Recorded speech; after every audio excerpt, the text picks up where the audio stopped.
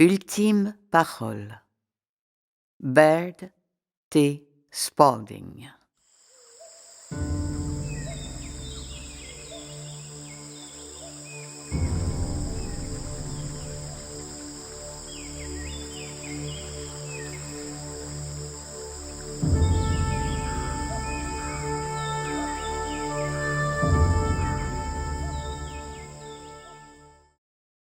La réalité.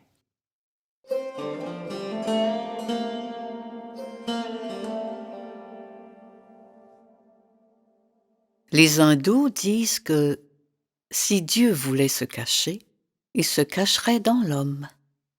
C'est le dernier endroit où l'homme le rechercherait. La difficulté avec les masses humaines d'aujourd'hui provient de ce que les gens essaient de devenir quelque chose qui existe déjà en eux. Nous cherchons et recherchons Dieu partout à l'extérieur de nous. Nous assistons à une quantité de conférences, de réunions et de groupes. Nous lisons d'innombrables livres. Nous écoutons des professeurs, des personnalités, des chefs. Alors que Dieu réside en permanence en nous. Si les humains voulaient abandonner l'idée d'essayer et accepter celle d'exister, ils auraient rapidement une conscience parfaite de la réalité. Jésus nous a dit bien des fois que nul n'est différent de son prochain, que chacun est un Dieu humain, avec tout le potentiel de ses attributs et qualifications. Nous avons situé Jésus à part pendant des siècles, en pensant qu'il appartenait à une autre catégorie d'êtres que nous. Or, il n'est pas différent de nous. Il n'a jamais prétendu être capable de faire des miracles. Ce qu'on appelle ces miracles n'était que l'accomplissement de la loi naturelle. Cela a été démontré aujourd'hui. Il ne s'agissait que d'événements naturels qui doivent se reproduire et se reproduiront pour chacun de ceux qui se conforment à la loi. Chacun de nous est capable de maîtriser les difficultés qui surviennent au cours de ces travaux, et si nous les laissons de côté, elles n'existent plus. Cela paraît incroyable, mais c'est un fait établi.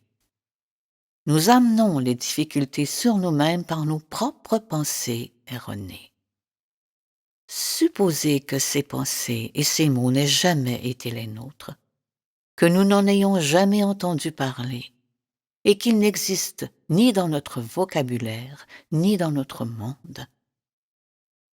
Nous connaissons aujourd'hui 4 langages différents qui ne contiennent aucun mot négatif, ni aucun terme pour le passé et le futur. Tout est ici et maintenant, accompli et achevé.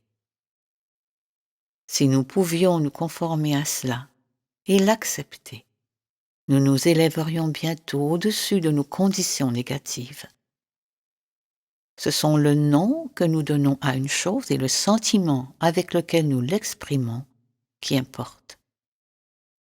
Les paroles, les sentiments et les conditions négatives n'ont absolument aucun pouvoir, sauf celui que nous leur attribuons individuellement. Dès que nous cessons de leur infuser notre énergie, La vérité vous rendra libre.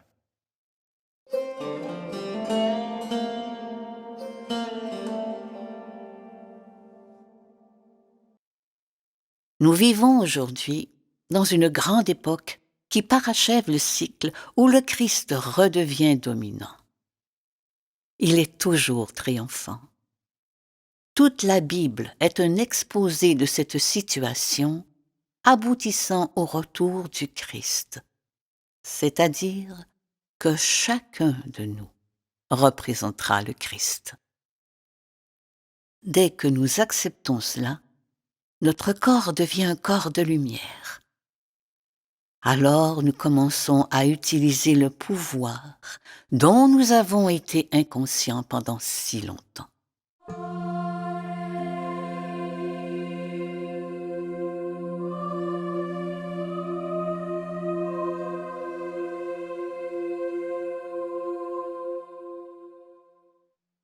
Nous avons actuellement passé par ce que l'on appelle l'âge d'or de la philosophie naturelle, qui a atteint son apogée au début du XIXe siècle. Nous avons pleinement conscience des merveilles de la nature, de la perfection du plan divin qu'elle projette, et du fait que la divinité existe dans chaque membre de l'humanité. Elle existe aussi dans chaque arbre, chaque plante, chaque fleur, dans toute la vie végétale. Quant aux minéraux, bien qu'ils aient de la vie, ils se sont formés antérieurement dans une sphère d'influence entièrement différente.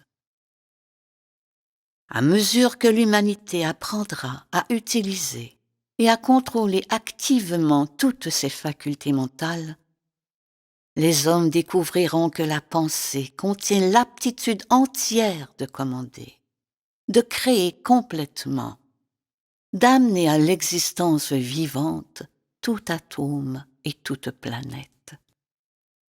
Alors toute substance se rend manifeste.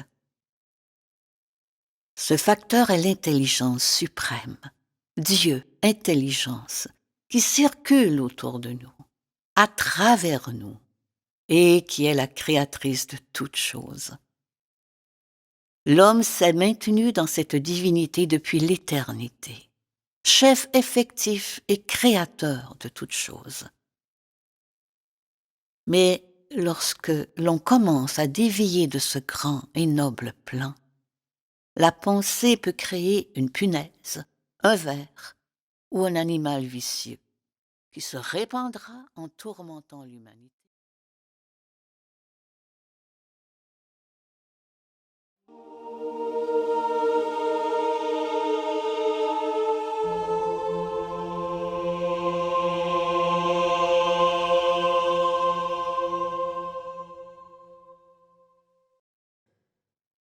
Chaque organe de mon corps est imbu de santé et tout mon organisme fonctionne en parfaite harmonie. Je sais que tous mes organes sont pénétrés par l'intelligence divine. Ils sont tous conscients de leurs fonctions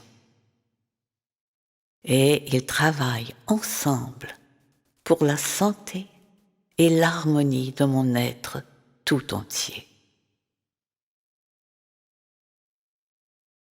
Dieu je suis, l'énergie qui remplit tout l'espace. Je tire constamment cette énergie de la vie divine qui m'entoure.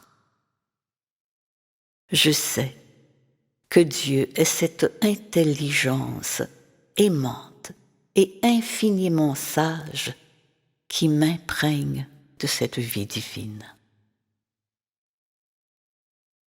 Je comprends la pleine domination de Dieu, la présence qui habite ma forme corporelle. Je loue Dieu pour la perfection curative de la vie. Tout est vie, et je permets à toute la vie de s'exprimer. Le Christ triomphant. Mes paroles sont esprit et vie. Et aussi, si quelqu'un garde mes paroles, il ne verra jamais la mort. Le Christ intelligent, le Christ triomphant, transmet abondamment l'amour à l'univers entier. La pensée suprême est tout. Je suis la pensée suprême.